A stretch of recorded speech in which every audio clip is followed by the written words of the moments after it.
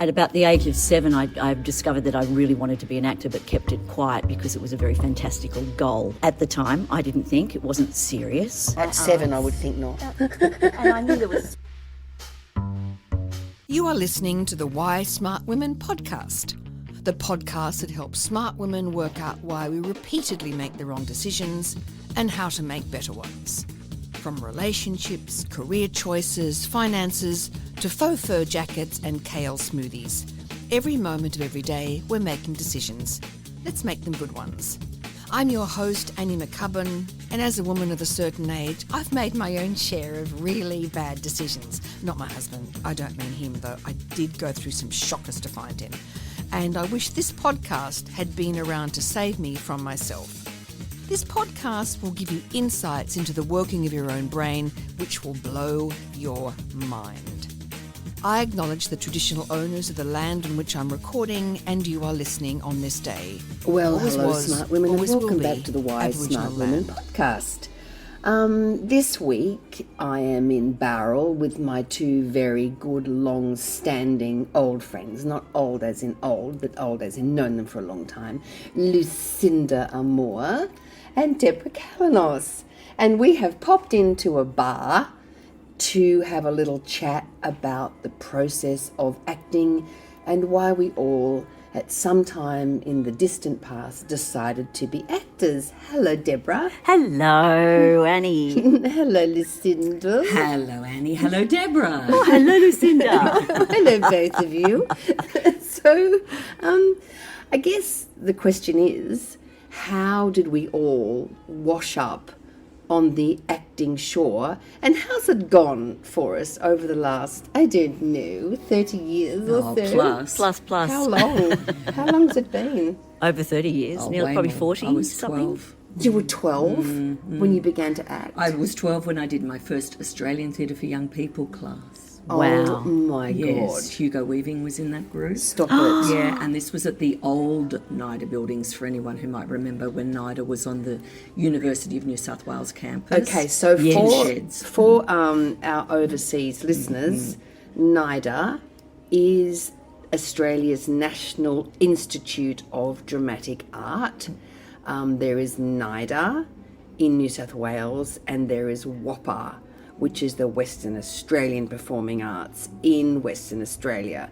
And also the VCA, right? and many other really good institutions. So these are the places that young people go when they decide to embark on their acting careers. But what made you were always interested in acting, Lou? I was always interested in acting. I was very shy. So I think a little bit like an asthmatic getting into the water to swim. Yeah. My parents encouraged me to do drama. And I remember very clearly being in year 1, so, the year after kindergarten. Yeah. And not being chosen for a little class presentation and begging my teacher to be in it. She was a very mean-spirited lady, this one. Nice. And I said, my mummy said that I can do drama classes. And she said, you, drama, you've got to be kidding me. And my sister came into the class from kindergarten to ask for some crayons, and she retold my sister the story.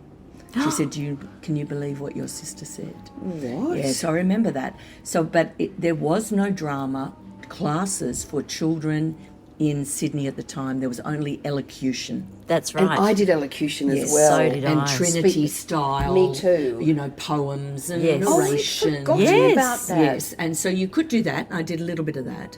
But as far as creative drama, improvisation, play building, teamwork, all of that, the Australian Theatre for Young People was the beginning of it, as was Shopfront in Sutherland. And you ended up actually being a tutor at the Australian Theatre for I went Young straight from People. being a student to an assistant tutor to a tutor, and I was there and still am involved with that organisation. It's been a huge part of my life. It's interesting that I had completely forgotten that I did speech and drama, Trinity College, Exactly. elocution, Yeah. because I spoke too quickly.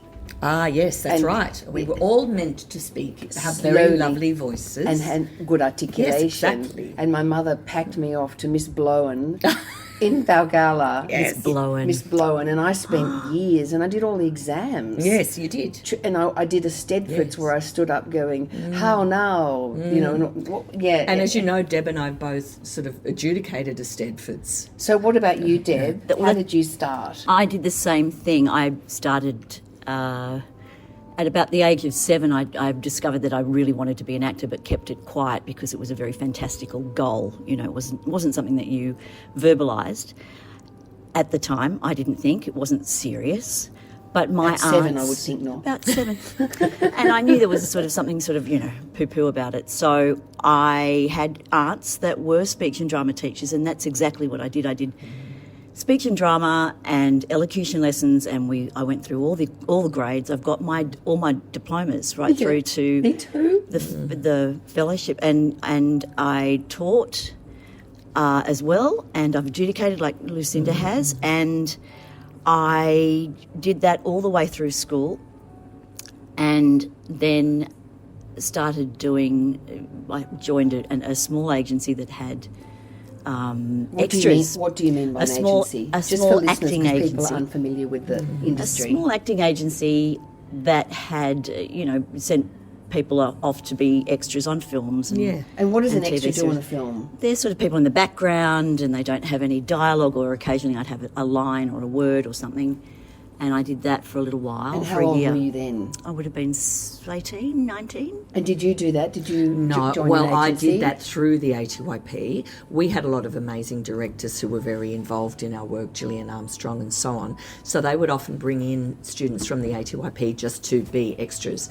We never got paid for that. That money went to the company because it desperately needed it. So we volunteered, and so we were in a number of films and commercials and things. But just Standing in the background, not actually speaking. Yeah, not actually speaking. Yes, Yeah. yes. So every film that you see that has, a busy crowd in a hallway or something, they're all extras. They're all extras, yeah. Yes, and it involves some skill. You can't just stare at the camera. You No, have to know what you're doing. yeah, that's right. But you don't have any power on set. That's for sure. Yeah, in fact, I know in the amount of television work that I've done as an actor that people are quite disparaging, aren't they, about about the extras, when Yes. actually they're an essential part of the process. Absolutely. Yes. So what happened? You were doing that, Deb, and how did you, because you ended up going to the National Institute of Dramatic Art. Yes, when I was about 16, I was still in high school, and I wanted to audition for NIDA, the National Institute of Dramatic Art. And it was because I was in Sydney and I wanted to go to, I just wanted to check what it was like. And I think But did you have a driving desire to be an actor at that point? Yes, I did, but it was sort of in the background. It was something that I had in the back of my mind because What did your parents think about that? I hated the idea of me being an actor. The elocution lessons were different because that was all about speaking properly. And again, I was shy. To be a business person. That's right, not to be a Yes. teacher. A teacher. A teacher was wonderful. Or a delightful lady of society. So you could speak nicely. So I had a lisp, which I still have a little bit of. So I went to elocution lessons for that, and also because my aunts were teachers, and I did a Stedfords, and that was, to this day, I don't know about you, but I find that the most harrowing, frightening experience. Doing in a Stedford. Doing in a Stedford. Yes, but So let's explain. the judging of it. So let's explain what an Stedford is. I don't know if everyone is familiar, but you stand in a like on a stage. So there are compete. dance Stedfords, music Music Stedfords, Stedfords. drama Stedfords. So you are being judged. So if you are a dancer, you are on stage, you are in the ballet competition for ages, blah, blah, blah, and you stand on stage and you do your ballet piece and you are judged. And On your capability. Yes, and it's a competition. It's a And so competition. with drama, It is harrowing, you're right. It's harrowing. And so for a child to get up there and sometimes, have to deliver a little monologue or a poem, and to fill the entire hall with their voice and to be seen, it takes a lot of courage when you're 7 or 8. And I think, though, because I can remember having to do How Now Spirit with a Wanderoo and playing both characters. Of course. Over hill, over dale, That's through a bush, right. through a briar, over park, over pale, through a flood, through a fire. Playing both characters and turning back. Yes. Like I'd be So one funny. character. I turned to the right. Very the other one. inventive, Annie. You were ahead of your So time. creative. And then I turned the other way and played the other character. And I did very well at those, but you're right. And I guess, interestingly enough, in terms of confidence and what it means to be an actor and how we overcome our fears. And we know now in the psychological space that fears only can get hold of you if you avoid the thing that makes you frightened. So I guess in a way, we're all standing on a stage, moving towards the discomfort. Moving towards absolutely. the discomfort and It's having very somebody uncomfortable. evaluate you. And of course we all hate judgment and maybe failing, and yet all of us had that experience in our primary school years. Not on the sporting field. None of which us is on the where sporting most field. children experience Actually, it. that's Yes. true. Yeah. That's a really good Yeah. point. So it's a different context. Yes. But interestingly enough, because I'm not sporty, but I'm creative. We're all creative. So what happened? So you were doing your Eisteddfods. I was doing and then you Eisteddfods thought from I'd the go age and- of 7, and that, so you entered. So you had to apply, you send a form in and pay. And then you would... There's a lot of money involved in It was like $7 or something for an entry for one particular session. And then you would, if you won, when you were younger, they would award you with trophies or medals. right. But as you got older, it was very good. You used to get money. So I used to do it to win money, to earn money. And when did you audition for NIDA? Okay, so when I was 16, although they have no record of it, Oh, I dear. went as a 16-year-old with this very long, flowy dress, which was ridiculous, You were still at school. playing Juliet, and I thought I was so wonderful. Don't tell me. Hang on. You turned Hilarious. up at the audition with a long flowing dress on. Yeah. Too funny. It was hilarious. I think I might have even been, I was nearly 16. Did you have a cornet hat on? How did they even did you lie about your age? I think I lied about my age. Of course, I didn't get through the first round at all, and I was devastated. And So thought just I let did- me yeah. explain. When you audition, so for the National Institute of Dramatic Art, and with all these sort of illustrious All these training elite schools, organised- yeah. elite schools, you have an audition process whereby you audition, and then there's a culling process, and then you audition again, and there's another culling process. It's deeply a deeply destabilizing process. Oh, isn't it? Yeah.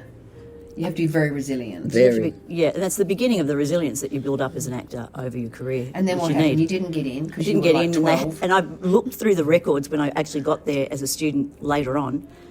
I said, I was here when I was 16. They went, we have no record of it. Yeah, because they expunged it from the collective Because I memory. didn't Like, make it. what It was was so she like, doing in that what the long hell? dress? The horror. It's embarrassing. Because often people will audition several times. I did. I never got So in. well, we have honestly. a mutual friend who auditioned 7 times and got in on the 7th time. Wow. That So- is some commitment. I know. So, And so and how he's still old in were the you industry. when you got in? I was 22. So you were at university, my memory I had is. I did Yes. 3 years. So I went to uni and did the respectful thing of arts law. It was a smart move, though. But that was because you weren't really supposed to be an actor. You had to go and do a serious degree. No so one wants anybody to be an actor. so I did arts law for 3 years, and then I failed my law subject because I couldn't understand it. It was so dry, and I told my parents that they were devastated that I'd failed, and I said, "Look, it's okay. I'm going to take a year off, finish all the diplomas that I hadn't finished for speech and drama and music because I was teaching piano as well, and I'll do all that and I'll work and then I'll go back the following year. So I want to take a year off. And then what happened? I took a year off. I joined a part-time drama school in Ultimo called the Academy of Social Dramatic Arts or something. Jesus God Adassa. almighty. Adassa. It was Glad it hilarious. was social, though. It's good that it was So social. I was in a very serious class with Anthony Wong, and who's still acting, and Marianne Butler, who's now a very wonderful, celebrated Australian playwright. And in the other class was my husband, Stop it. with people like Kim Wilson and Naomi Watts. Wow. Okay, these are all Australian Hilarious. actors that Naomi probably Watts, though. Definitely, no. our Yeah, European listeners won't know, but I'm sure the American listeners would know about Naomi Watts. I And know. what happened? So I went there for, I did that for a year, and it was a part-time drama school, and I got involved in every play that they put on if I could. Because at school, like you, I wasn't allowed to, I wasn't in any plays. I was too shy. I wasn't Isn't it good. interesting about the shyness? I wasn't shy by the time I was 14. I was in a lot of school worked plays. out of the yes, I Oh, worked out of wow. the shyness. I remember quite clearly being at the ATYP, and I have to Australian Theatre remind for Young People. Yes, thank you. Sorry, right. when feeling like I was about to have a heart attack, I was so overwhelmed and nervous. Yeah. But I finally worked out that if I lost myself in a character, Oh, wow. then that I wasn't nervous anymore. Okay, so let's just unpack that because that That's is wonderful. super interesting. Yeah. So you were shy, you were nervous, you thought you were going to have a heart attack, which is of course what happens when we go into fight flight. You get increased heart rate. There's a series of chemicals that flood the body. So you'd gone into that, and you'd worked out that when you immersed yourself in a character, Yes. what happened? I think I remember quite clearly just being always so tentative about getting up, not wanting my group to perform. And I see this in students now, them pushing other people down to the ground, like, no, I don't want to do it. And I was one of those. And then I remember doing something that got people laughing. Wonderful. Interesting. And I kind of didn't know where it had come from. And I went, oh, that feels nice. And then that took over. And then I realised if I could go in with big characters, play extreme characters. And I also quite clearly remember if I played men. Isn't that interesting? Wow. If I played the status and power of men, then I felt confident on stage. So I often played men when I was improvising instead and of. it's such an incredibly female. You as a person. But if I had a choice between playing a mother and a father, I would always play the father. How interesting. That's And And that fabulous. gave me. I felt very powerful. Even though my daddy was nothing like that, he was a gentle man, but I felt powerful playing an archetypal male. It's interesting you say Fabulous. that because David, my husband, who you obviously both know extremely well, has always felt himself to be extremely underconfident and sort of nervous, and found his way to holding status and being confident through playing like Henry V. Exactly. And it's interesting. I wonder if it's I wonder, Lucinda, if it's the physicality or the language, or Both, the and vocal. I think the whole thing, and just being allowed, permitted as a 12-year-old Yes. to say things I wouldn't dare say in my real life, to tell someone they were bad, to tell someone they were horrible, to say no, to to attack somebody, which of course you can do when you're improvising safely. So it's very important for young children to have drama in their lives because they get to act out all the things that they are too timid to do in their own life. And I think Absolutely. that's such a great point because we talk a lot on the podcast about how women are socialised to be nice, Yes. compliant, quiet, Yes. pretty, agreeable. And how do we, for us actors, maybe this was our way to climb out of that in a safe way. I'm going to say that again. Maybe this is, as actors, we have found a way to actually embrace those qualities we weren't allowed to through character. 100%.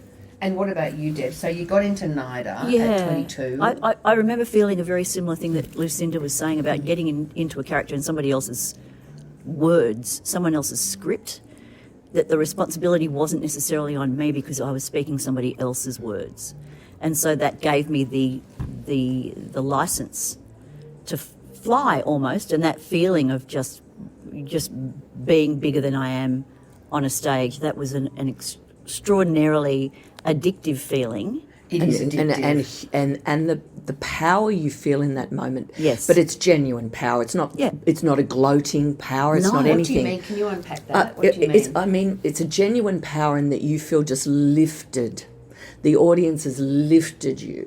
You are almost transcending yourself in that Yes. moment. Ah, right. But it is that metacognition. You're aware that you're acting. You know Yes. that you're there. You haven't lost who you are or Yep. the purpose of why you're there. That there's a line coming next, and then I have to cross the stage. All that technicality is still there, or should be. Yeah. And But isn't that an interesting thing that you have got Awareness. You're aware while being immersed. Exactly. Yeah. So Yes. you're in it, Yes. and you often you can sort of, we get worried about the use of the word emoting, but you are connected emotionally. And you are the master of it. It's not the master of you. And that's where acting can get precarious, as we know, emotionally, when the emotionality takes you over and you're not in charge of it. That's super interesting, isn't it? It's a wonderful feeling because it's almost like you're at one with the audience. And you're at one with the universe at that moment. It just feels completely... If the cast is with you and you're together and the audience is with you, there is no better sensation. It doesn't happen all the time. No. It's quite rare. But, there's no fakery. It's like everything is just there. And what is that goes on? Because I know we've all felt it. When you hold the audience in the palm of your hand. Yes. Right? That. What do you think that is, Deb? I think there's a connection between the character and yourself in terms of empathy and compassion, and when you really key into that and when you've really got a strong handle on what that is through the language and wherever the character is in their journey in the particular play or whatever you're doing, or even in an improvisation, and then the audience comes along with you and they understand and are agreeable about where you are, kind of thing, in that moment, that you sort of all go on this journey together. It's a very sort of, what do you call it, sympathic? Yeah, I do remember there was a story from Laurence Olivier, Lord Olivier, who was, is long gone, but was for many, many decades considered the greatest classical actor on earth, certainly. Yes. Won Academy Awards and so on. I'm trying to recall the play, but I can't recall it. It was a classical piece. And I think Sir John Gielgud went to the theatre that day to see him. And Olivier's performance was overwhelmingly brilliant, to the point where I think the cast clapped him at the end. Oh, wow. And Gielgud went backstage, and Olivier was crying in the dressing room. And he said, why? That was the most astonishing thing I've ever seen you do. What, are you crying because you're happy? He said, no, I'm in absolute despair. And he said, why? He said, because I have no idea how I made that happen. Yes. So interesting. I can't replicate it. Yeah, you can't. I can't do it ever again. You can't replicate it. That's why it's almost a bit magical, isn't Yes. it? It is magical. So do you both prefer theatre to television and film? I prefer theatre because it is that every night it is different. You don't know what's going to happen. You don't know if you're ever going to hit those magical moments so you don't hit those magical moments every night. You can't possibly do that because there's so many, elements at play. But you strive to tell the story and be as truthful as you can and know what your process has been, what the rehearsals have been, and where, all that work that you get on stage and then forget and trust that it's there, and then go on this journey with the audience. And it can be magical, and some nights it can be absolute shit. But absolutely can be terrible. That's the risk. And I think people don't get that, do they? That, like, for the amount of theatre I've done, I have never ever. How a show goes for how long? I don't know, hour and a half, whatever, couple of hours. Mm-hmm. I've never once been in a performance where something didn't cock up somewhere. Oh, always. Somebody always makes a mistake, which means you have to be... this gets back to this idea of sort of which the corporate speak is full of it. You've got to be agile and you've got to be resilient. Well, every night you walk on stage, something is going to happen. Yeah. I've had people have heart attacks in the audience. Absolutely. Someone carted out. Yeah. Someone's collapsed on stage. Someone's laughed at a moment where no one in the audience has ever laughed before. And it just throws you for a millisecond. And you want to stop the show and go, it's not funny. Yeah, what are you laughing about? Or moments where it was funny the night before and nothing happens. You're not supposed to wait for the laugh and it doesn't happen. Oh, yeah. You have to now be that's really an interesting aware. moment, isn't it? When you're used to getting a laugh and then the laugh doesn't come. And so then what happens is actors start pushing. Yes. Instead of just playing the moment, they start pushing for the laugh because we're quite dependent on the laugh, aren't we? Well, the structure of the piece now, it's just like we're reliant on it. And Lou, do you prefer theatre to film and television? Yeah, 100%. I mean, I've done nothing like as much film and TV as the two of you. I've done enough, but I don't think I'm particularly good at it. Well, why do you say that? Because I think you would be. I know. I as I said with the character thing, I have always struggled to just be myself on screen, always closer to myself, and I'm not saying I think I'm terrible at it, but I've never been as comfortable in it.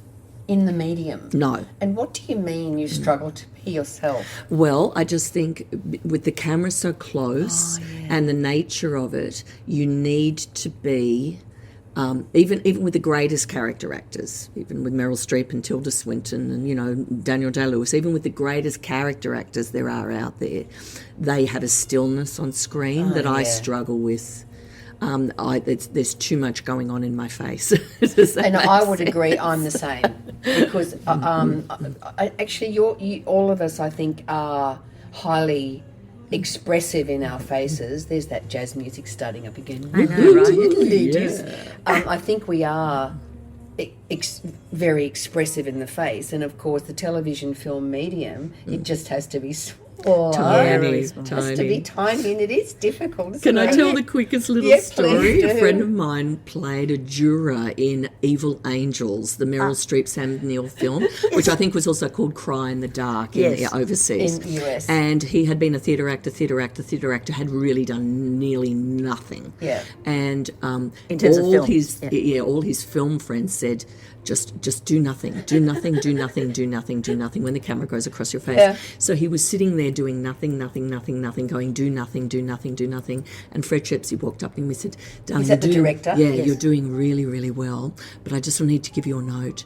Can you do less?" Oh, no. Oh, wow. And he said he nearly died because he thought that's as little as I've ever possibly done. do. How could I do less? So just to so explain, funny. there's sort of language that we use in the theatre where a director will say, "That's really good, but can you do less of it? Can you minimise it? Can you make that smaller?" That is an absolute classic. cracker. And he already thought he was doing Bless. nothing.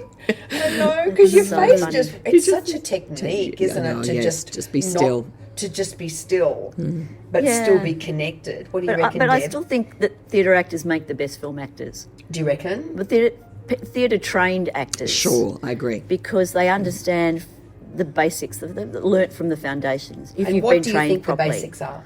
Just going right back to script and understanding a character's point of view and then the writer's point of view and then being able to work So as a what team. you're talking about is getting a script. This is Yes. for people who've never ever gone near acting in their whole lives. So you'd be handed a script.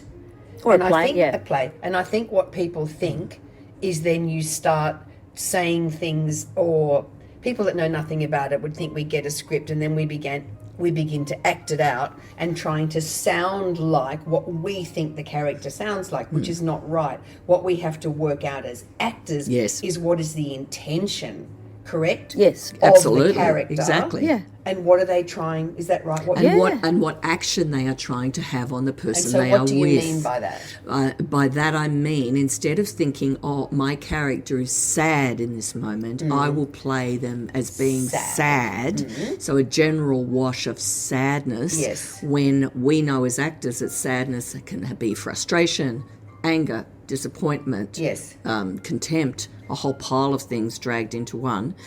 Instead of playing sad, if you're in a scene with another character, what am I as this character who's feeling despondent?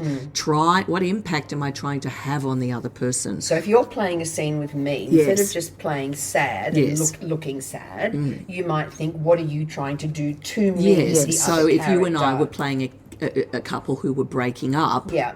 I don't want to be married to you, Lucinda. No, but don't I'm just you? saying, I it's just think a you boundary might issue I've got. really. Okay. But if we were playing a couple that was breaking up, Yeah. I can't just play sad or angry. I need to imagine what impact am I trying to have on you so that you say, no, don't leave me, I love you. But you don't. So what do I do when you don't say that? Yes, okay. So, and I guess to get to that point where you play an action, what we call properly trained actors, we call action playing, you need to understand the history of the actors.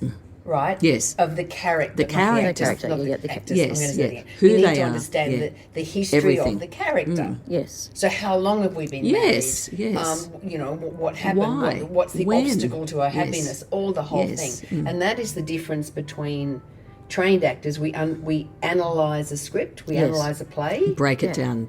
Yes. Yeah. As opposed to just bad television acting, which is just get the script And learn the lines. and just deliver them. Yeah. And I'm always astonished with, we say bad television acting, with those young actors that might go into what we might call a soap opera, how quickly they get good. You have to. Yes. We're just pausing for a minute to hear a word from our sponsor. The Why Smart Women podcast is brought to you by COUP, a boutique training, coaching and media production company. A COUP, spelt C-O-U-P, is a decisive act of leadership, and decisive leadership requires critical thinking. So well done you for investing time to think about your thinking. If your leadership or relationships would benefit from some grounded and creative support, if you want team training or a conference presentation, reach out for a confidential one-on-one conversation using the link in the description, or go to coup.co. And what do you think makes them good? I think the just the relentless repetition of doing the work every day. Yes. So you can pick up very bad habits, but often they're surrounded by a lot of very experienced actors. Exactly. And so if they listen carefully and they observe, they're picking up great things from very experienced people in the industry, and you can't help but learn as you're there. I would hope that they And do, if they but want to improve. Yes. Not all of them want to improve. Well, that's but if true. they want to learn, then they do sort of, suck it up. What keeps you two in the industry? Because you're still, I'm not. I'm teaching, but I'm very, I feel connected call to that the industry. industry. Yeah. But what do you teach? I teach drama across 84 schools in Western Sydney. enough. You can't No, have more that's schools. right. 84 No, is that's not right. enough. I'm not 84 at a time, but No, there are 84 84 in charge. opportunities. She oversees 84 schools. It's Yeah. extraordinary. Western Sydney being the part of Sydney that people might consider the most migrant heavy or most working class part of So Sydney. do you have a lot of kids that are English as a second language? Absolutely, 100%. And more importantly, they have no access to the arts. Yes. Okay, so in Sydney, New South Wales, Australia, the preponderance of immigrants who speak English as a second language are out in the western suburbs of Sydney, and that's where Lucinda does most of her teaching. So when we take them to the theatre, this might be not only the first time they've ever been to a play, this might be the first time they've ever been in Sydney. Wow. So they would come from the western suburbs. You get on a bus. Yep.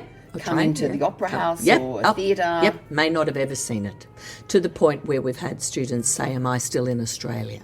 Wow. So, but that's another issue altogether. But Wow, so for that's us, extraordinary. it's very, very important for us to give them this opportunity because it opens up their worldview and it opens up their lives. We're not complaining that their parents who are working incredible hours have not taken them to the opera house. But No, that's if right. we can give them that opportunity, if we can take them to the theatre, it just opens up a whole world they didn't know existed. And of course, as we know, the purpose of the arts is to reflect society back on itself. If you have no access to the arts, then you have no comprehension of anything outside the context of your own life. And what about you, Deb? You still actually act in the theatre. We saw you recently in... We are many things, but we saw you at the Sydney Theatre Company. Sweat. No, the last Shakespeare. Timon of Athens. Timon of Athens. And unbelievable. wow, Sport for Jove Theatre Company. Absolutely Extraordinary. loved it. We loved it. We thought you were amazing. That lead actor. And what was Damon Ryan. before we get on to Deb, what do you think was so good about that production? Timon of Athens historically is one of Shakespeare's plays that is never done, very rarely done, considered a problem play. It's a draft. It's a draft. It's still in draft form. And some contention around whether he wrote all of it. But, that's... Somebody wrote it. Yeah, somebody wrote it. That's all that matters. Yeah. But the astonishing thing around that production and around the vision of that production was yourself and Damien Ryan's astonishing performance of Timon. It honestly was astonishing. Where Annie and I both thought what made it so extraordinary was that he was 100% thinking at every moment. Yeah. You saw the character thinking. At no point did he ever say anything that looked like he knew that was what was going to come out of his mouth. Everything was always in the moment. And that's an interesting thing we talk about as actors, is not saying the line, right, like you knew you were about to say it. Because in the moment, like at the moment we're having a conversation, the three of us, I don't know what I'm going to say next. Now that sort of freshness and approach to saying a line is really difficult if you've been saying the line every night for weeks, right? Or perhaps months. Months or and yet years. There was a in some freshness cases. and an immediacy in his performance and in your performance. Thank you. He must be tired at the end of it. He's exhausted. Oh, but God. he's always wanted to play Timon, I think. And I think it was an extraordinary, tour de force for him. He also morphed, like he created the script, because Shakespeare and Middleton, who he was writing it with. Hang on, who's Middleton? Thomas Middleton was a playwright at the time of William Shakespeare, and historians think that they were trying to either, groom a new playwright that was going to be the sort of the chief playwright in the UK, and Shakespeare was going to retire. So they wrote together, and they wrote a couple of things, but this was one of the plays that they wrote together. And a lot of the scenes, some of the scenes are repetitive. And we think that, it's a draft. So they'll either use that scene or use this one or morph the two together, sort of. So Damien massaged the script. So what do you mean by massage the script? So he used the existing first folio, whatever it was that was published of this particular play, and which is why it's never done, because it's not really, it doesn't look like it's finished either. It's more just a social commentary. Yeah, and it doesn't feel like a finished play because it sort of ends very abruptly.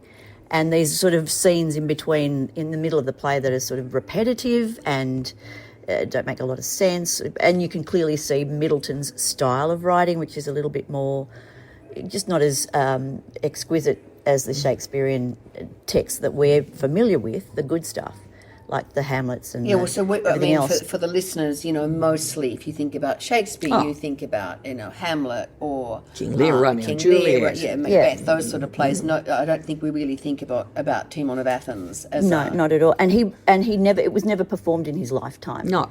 It was literally in a drawer, in his desk. It's a great play. But that's because Damien has also in rewritten the hands of it. the wrong people, it could be really shit. In the hands of the wrong people, it's unwatchable.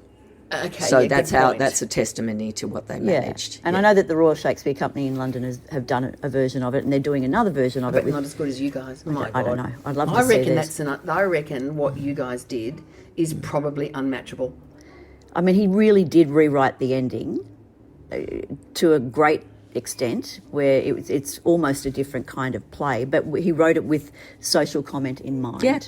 So he wrote it in terms of modernising it and making it very relevant for an audience, which made and of course a huge the difference. underlying premise is that no matter how much wealth and accolade you have, so many people with wealth and accolade are never not happy. No. That's right. Because they're not connected to He themselves. tries to buy his friends, and then when he needs help, his friends aren't there for him. Yeah. So it's very So telling. unless we were ethical, we'd lead ethical, moral lives, and we're going to be miserable. So I would just so love it, because there is so much for us to talk about acting, but I'm aware that we're sort of nearly at 40 minutes, and I wonder if you girls would do this for me again and have more discussion. Absolutely. Because Love it. I think there's so much relevance to do with acting and the craft of acting and just, I don't know, living a good life. I think also what it teaches you as a life skill, which is why Lucinda teaches it, and why I occasionally teach it as well, because I think it's an extraordinary. I think it should be compulsory all the way through to year 12. Well, can you imagine all the shy kids? How much but it's also benefit it would possible be. in our education system in New South Wales for children to go from kindergarten to year 12 having never experienced drama. Absolutely. Because the drama component of the curriculum might just be showing them a video. Yeah. And we have to be very, very careful about do the you mean? idea. That's awful. Yeah, but it just, there were ways around it for teachers who were also terrified of teaching it, which is not their fault. They've gone through teachers' college, they've gone through university with 2 hours of drama training, and then they're asked to teach it. They don't know how, any more than they know how to teach music. So we need it for expression, empathy. Absolutely. They cannot Critical be bullies if they have walked in someone else's shoes in drama in a safe place. Yes. Or let the passive child play the bully and give them some strength. It's it's just so right, isn't it, when you think about the amount of othering that is going on about, I know in the States at the moment there's just the most terrible upswing of anti-immigrant sentiment. And to your point, if you have played someone that is not you, Yes, exactly. if you have experienced a life that is not yours, it's like the same reason why we should all be reading good literature. Absolutely. And what they say is that, forget doing personal growth courses, read No, a really reading, good novel. reading. Yes, be immersed in something. Yeah. Be immersed Yeah. in something. Be moved. Yeah, be moved. So would you come back again? Absolutely. This is really How great. much? Yeah, look, I'm paying them big dollars. listeners. Honestly, come on. Never enough. I'm paying them big dollars. It's been really expensive, but I think it's been worth it. Well, thank you so much, Thank you. Debbie and Lucinda. Thank you, Thank Annie. you so much for coming on the podcast. I hope the recording works in this bar. Thank you so much, listeners. I hope that was an instructive, relevant, and interesting discussion that you just listened to. Wherever you are in the world, stay safe, stay well, keep your critical thinking hats on. Talk to you soon. Bye. Thanks for tuning in to Why Smart Women with me, Annie McCubbin. I hope today's episode has ignited your curiosity and left you feeling inspired by my anti-motivational style. Join me next time as we continue to unravel the fascinating layers of our brains and develop ways to sort out the fact from the fiction and the over 6,000 thoughts we have in the course of every day. Remember, intelligence isn't enough. You can be as smart as paint, but it's not just about what you know, it's about how you think. And in all this talk of whether or not you can trust your gut, if you ever feel unsafe, whether it's in the street, at work, in a car park, in a bar, or in your own home, please respect that gut feeling. Staying safe needs to be our primary objective. We can build better lives, but we have to stay safe to do that. And don't forget to subscribe, rate and review the podcast and share it with your fellow smart women and allies. Together, we're hopefully reshaping the narrative around women and making better decisions. So until next time, stay sharp, stay savvy, and keep your critical thinking hat shiny. This is Annie McCubbin signing off from Why Smart Women. See you later. This episode was produced by Harrison Hess. It was executive produced and written by me, Annie McCubbin.